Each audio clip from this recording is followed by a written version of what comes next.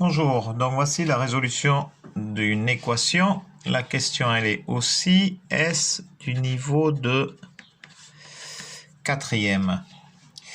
Donc en quatrième on apprend à résoudre les équations, ok, équation du premier degré.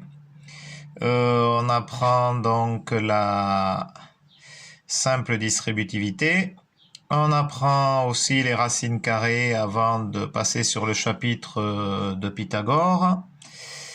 Et au niveau des racines carrées, donc si je lis le programme, la racine carrée est introduite en lien avec des situations géométriques, théorème de Pythagore, et à l'appui des connaissances des carrés parfaits de 1 à 144.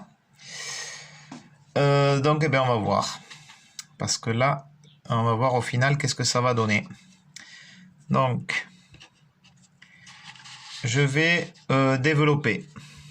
Alors là, j'ai racine carrée de x, le tout au carré, plus racine carrée, j'aime bien prendre ma règle pour faire les choses proprement, évidemment, là j'ai dérapé, racine carrée de x égale racine carrée de x moins 5. Donc je vois que là, je peux simplifier racine carrée de x, racine carrée de x. Pourquoi? Parce que je peux mettre de part et d'autre de l'égalité, je peux soustraire racine carrée de x et l'égalité ne change pas. Elle reste vraie. Et là, qu'est-ce qui me reste? Donc racine carrée de x, le tout au carré, c'est égal à x égale moins 5. Et c'est là qu'on peut se poser la question si il s'agit bien d'une équation donc qui peut être proposée à des quatrièmes.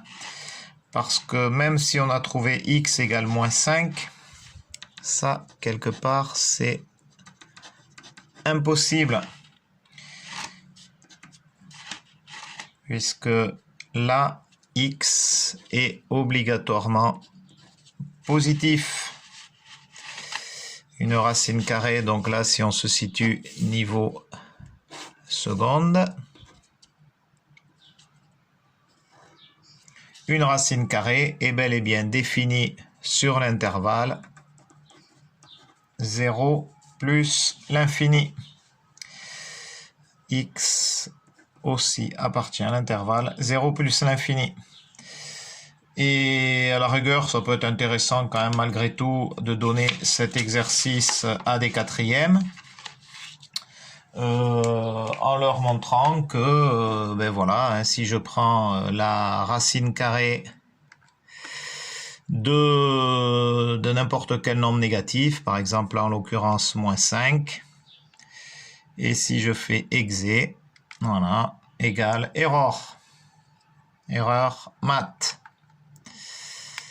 Alors, ce qu'on pourrait faire, c'est proposer donc de résoudre cette équation, mais à ce moment-là, on va changer de signe. Ici, on mettra un plus. Et du coup, là, on n'aura plus la même problématique. Et là, du coup, ce sera bon. Voilà, je trouvais que c'était intéressant de résoudre ce type d'équation. Voilà, ça change un petit peu. Donc, quoi qu'il en soit, c'était un exemple aussi d'une équation du premier degré qui n'avait pas de solution. Voilà, bonne journée.